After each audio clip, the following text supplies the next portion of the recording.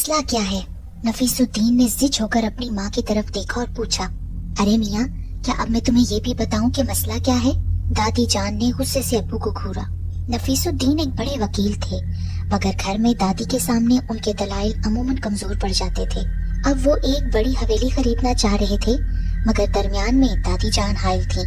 अम्मा, घर बड़ा अच्छा और कुशादा है, और सबसे बड़ी बात यह है कि कोड़ियों के मोल मिल रहा है। बस अगर कुछ खराबी है तो वो यही कि ये जरा पुरानी तर्ज का है, लेकिन अगर दूसरे जाविये से देखा जाए तो एक मुकम्मल आर्ट पीस है। अबू जान ने एक दफा फिर से मजबूत दलील दी। असल में तुम जो बातें इस मकान के हक में कह रहे हो, मेरे नजदीक वही उसकी सबसे बड़ी खामियां है। कैसे अम्मा जान, खामियां कैसे? अरे मियाँ, होश के नाखून लो, तुम्हारी अकल तो न जाने घास चरने चली गई है। खुद सोचो, इतनी बड़ी हवेली आखिर इतनी सस्ती क्यों बेची जा रही है? और फिर मैं तो इतनी पुरानी चीज कभी खरीदने का ना कहूँ। ओहो अम्मा जान, अब पुरानी चीजें ज्यादा देखने के लायक होती हैं।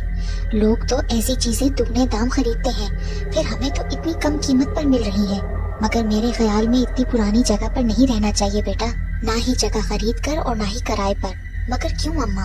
बेटा, पुराने मकान जिनके बारे में इल्म ना हो कि ये किसने बनाया, कौन वहाँ रहा और क्यों खाली कर गया, जब तक ये सारी बातें अच्छी तरह मालूम ना हो जाएं, ऐसी जगह को हासिल करना सरासर नुकसानदेह साबित होता है। मैं देखता हूँ अम्मा जान, अब्बू ने कहा और कमरे में खामोशी छा गई।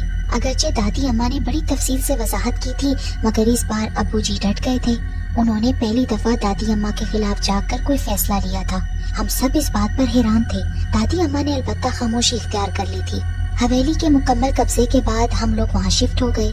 हवेली आबादी से जरा हटकर थी, इसीलिए काफी पुरसकून माहौल था।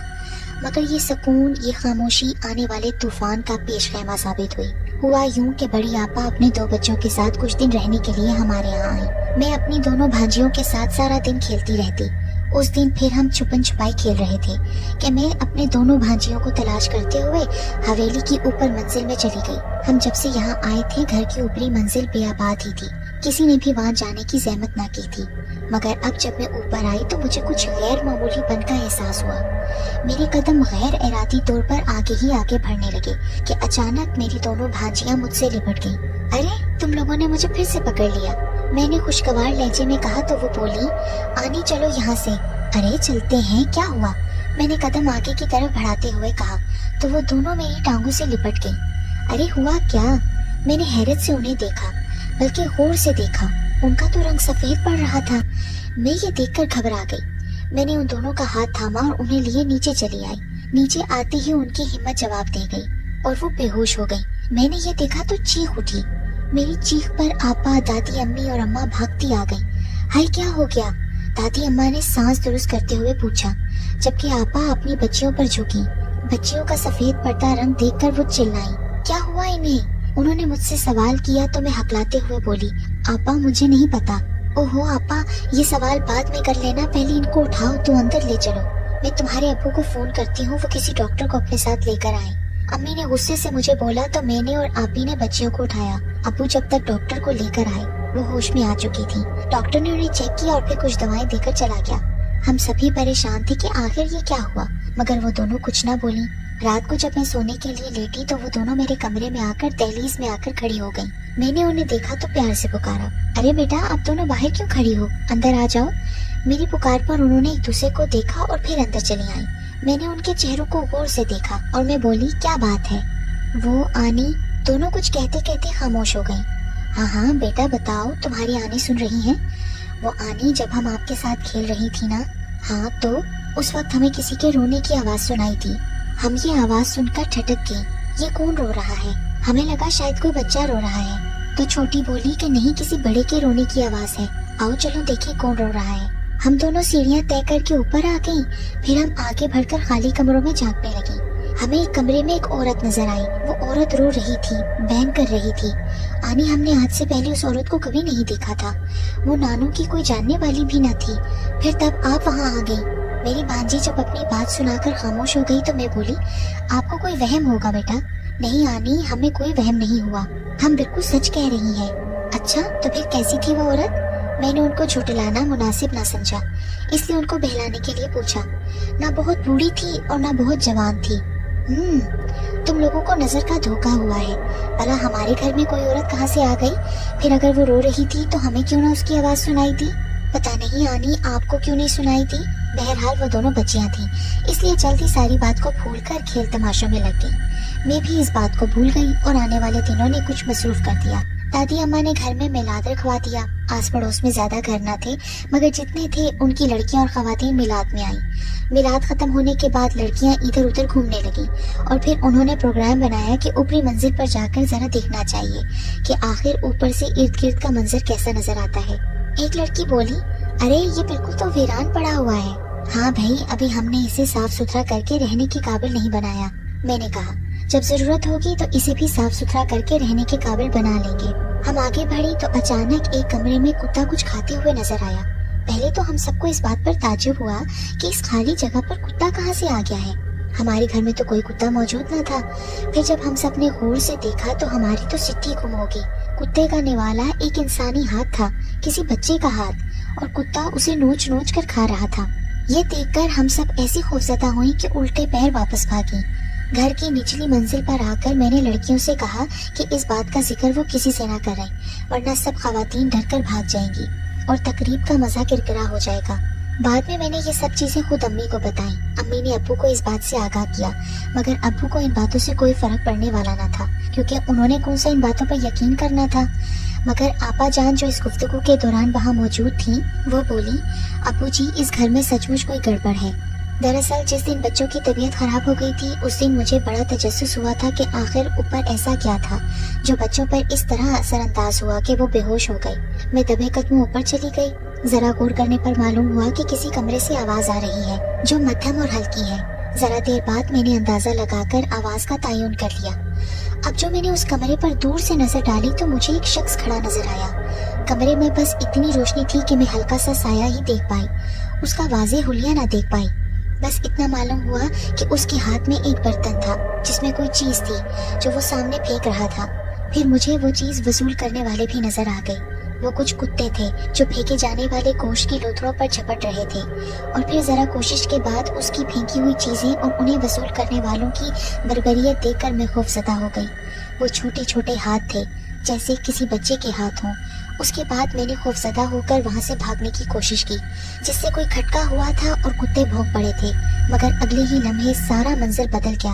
अब वहाँ कोई न था, बल्कि मुकम्मल खामोशी थी। मैंने वापसी का ख्याल मुलतवी कर दिया। मैं कुछ देर तो वहाँ दम साधे खड़ी रही जहाँ ये सब कुछ नजर आया था, मगर अब वहाँ कुछ भी न था। आपा अपनी बात कहकर खामोश हो गई। एक रात मैंने भी वहाँ कुछ देखा था। अब वो आहिस्तेगी से बोले, दरअसल मैं उस रात किसी केस पर काम कर रहा था कि अचानक मुझे किसी बच्चे के रोने की आवाज आई। ख्याल आया कि कहीं बच्चियों में से तो कोई ऊपर नहीं चला गया। उसी ख्याल के तहत मैं उठा और सब कमरों में झांका, बच्चे भी। मैं उस चीज को अपना वहम करार देते हुए वापस स्टडी की तरफ चला कि फिर वही आवाज आई। आवाजें बहुत मध्यम थी, मगर मेरे अंदर बेचैनी और इस्तराब भरने लगा। मैं मामले की तस्दीक के लिए ऊपरी मंजिल पहुंच गया। ऊपर पहुंचकर मैंने महसूस किया कि रोने की आवाजें अब ज्यादा बुलंद हो गई हैं, और फिर आवाजों की सिमत का तयन करके मैंने कमरे में झांका। कमरे में बहुत से बच्चे बंधे हुए थे। उनकी उम्रें लगभग 3 से 7 के दरमियान होंगी। उन बच्चों पर तशद्दुद किया गया था, जिसके नतीजे में वो जख्मी थे। मेरा दिल चाहा कि मैं आगे बढ़कर उनकी मदद करूं, और जब तक मैं आगे बढ़ता सारा मंजर गायब हो गया था। मेरा वहाँ रुकना अब मुनासिब न था। मैं नीचे आ गया, मगर मैं समझ चुका था कि ये कोई आसेबी मामला है। अच्छा, अब जब ये साबित हो गया है कि ये हवेली आसेबी है, तो अब हम यहाँ नहीं रहेंगे। अब्बू की तमाम बातें सुनने के बाद अम्मी ने कहा, मगर नहीं। क्या नहीं? क्या बच्चों के साथ अब हमारा यहाँ रहना मुनासिब है? तुम ठीक कहती हो, मगर इतनी आसानी से कैसे छोड़ दूँ? मगर सुबह अम्मा से मशवरा करता हूँ। अब सब सो जाओ। अब्बू ने हुक्म दिया तो हर तरफ खामोशी छा गई। सुबह अब्बा वॉक करके वापस आए तो दादी जान के कमरे में चले आए। हम सबको भी बुला लिया। पहले दादी अम्मा को सब कुछ बताया और फिर बोले, आज वापसी पर मोहल्ले के एक बुजुर्ग से सलाम दुआ हो गई। उनसे इस हवेली के बारे में पूछा तो वो बोले, अरे मियाँ, यहाँ रहने का इरादा तर्क कर दो। अगर तुम यहाँ रह रहे हो तो फौरी तौर पर हवेली खाली कर दो। ये हवेली रहने के काबिल नहीं है। मैं तुम्हें खुलकर बता दूं, आप गलत नहीं कह रहे। मैं जान चुका हूँ कि यह हवेली आसेब ज़दा है, मगर मुझे इस हवेली की हिस्ट्री के बारे में जानना है। मैंने उन्हें देखा तो वो बोले, तकसीम हिंद के बाद बहुत अरसे तक ये हवेली खाली पड़ी रही। फिर इसके बाद जो भी यहाँ आया उसे जानी या माली नुकसान हुआ, लिहाजा एक बार फिर ये हवेली वीरान हो गई। इस हवेली के बारे में मशहूर हो गया कि ये आसेब ज़दा है। यहाँ के आसेब इंसानों को बर्दाश्त नहीं करते, इसलिए उन्हें नुकसान पहुँचाते हैं। मगर चंद साल पहले एक मौलवी साहब आए, उनके साथ उनकी बीवी बच्चे थे। उन्होंने हवेली में रिहाइश इख्तियार कर ली। सबने उन्हें मना किया मगर वो ना माने। उनके दम दरूद से नीचे का हिस्सा तो रहने के काबिल हो गया, मगर ऊपर की मंजिल जूं की तू रही। फिर एक दिन न जाने क्या हुआ कि वो मौलवी अपने बच्चों के साथ भाग गया। सुनने में आया कि उसका जवान बेटा उसके साथ न था। बस ये हवेली एक बार फिर वीरान हो गई। क्या जिन्नात का बसेरा है यहाँ? अरे मियाँ, असल बात तो बताई नहीं उन्होंने। वो मौलवी जाते जाते एक खत हवेली के दरवाजे पर चिपका कर गया था, जिस पर लिखा था ये हवेली एक अंग्रेज फौजी अफसर की थी जो कि बहुत जालिम था। उसके जुल्म की इंतहा ये थी कि वो अपने बहुत से शिकारी कुत्तों के साथ इस हवेली में रहता था। अपने कुत्तों के लिए वो गरीबों के बच्चे उठा लाता और उनको अजियतों भरी मौत देने के बाद उनके टुकड़े कुत्तों को खिलाता। आज भी उन सब मरने वाले बच्चों की रूहें इस हवेली में रोती हैं।